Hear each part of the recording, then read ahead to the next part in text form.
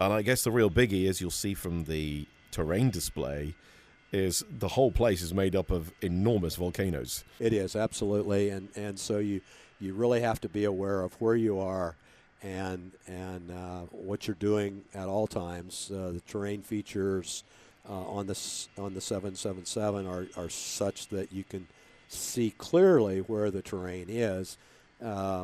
It's important that you miss it, of course, for all the right reasons. Of course, and the very first line flight that we're going to do actually takes us to an airport which is situated between two.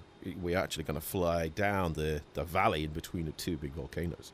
It's we didn't ever think much about the volcanoes because typically the weather is pretty good in Hawaii. If you're going in there when the weather is overcast at a couple thousand feet, you can't see the volcanoes. So okay, that's a more interesting operation. Yeah, I guess so. So we're going to move from Hawaii, then we're going to move the action to mainland USA. We're going to do a little bit of flying around California because, again, we want to stay in some nice locations. We're going to be flying out of LA down to San Diego, just a kind of short kind of rescue flight. That's how we're going to do it. It's got all the big airport stuff going on, I guess. It certainly does, and the things that you worry about are taxiways and not hitting another airplane.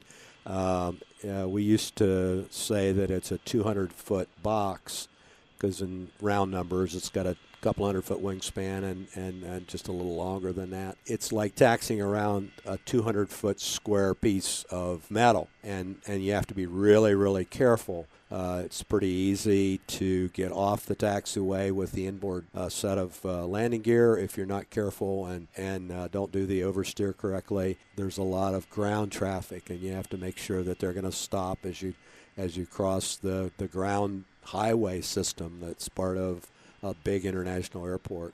You have to make sure that you acknowledge and stop short of all of the intersecting runways or short of the runway that you're taxiing to. So all of those things are really important at a big airport. They're important at a small one too, but there's just multiplied tens of times at the bigger place. We're going to go then we're going to go down to San Diego, which is quite challenging in itself, but we'll talk more on that later on. We're then going to go back up to San Francisco, and we're going to shoot that visual approach to runway 28 right, which, of course, famously was the one that the Asiana 777 crew got very badly wrong in a 777 with a bad outcome. That gives us an opportunity to have a look at where they went wrong. There is. Typically, that wouldn't happen because both ILSs would be working. In this airplane, we almost always flew to some place that had an ILS, and you would just dial up the ILS and hook up the autopilot, and the auto throttle system would maintain the speed, and all of that would take care of you. And that's the way all of the Asiana pilots, and we were all trained, to be able to do those kinds of approaches.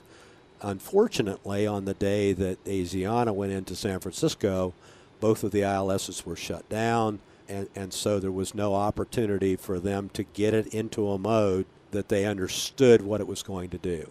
They could have certainly shot a VNAV approach with the auto throttles up, and it would have been fine. But that's not what they got cleared for. They got cleared for the visual approach, and they hadn't been trained properly, I don't think. It's just my opinion. But I don't think they've been trained properly to shoot that approach in visual conditions. All you have to do is look out the window, grab the throttles and the yoke, and fly it down and land it like a Cessna 150 or a 172.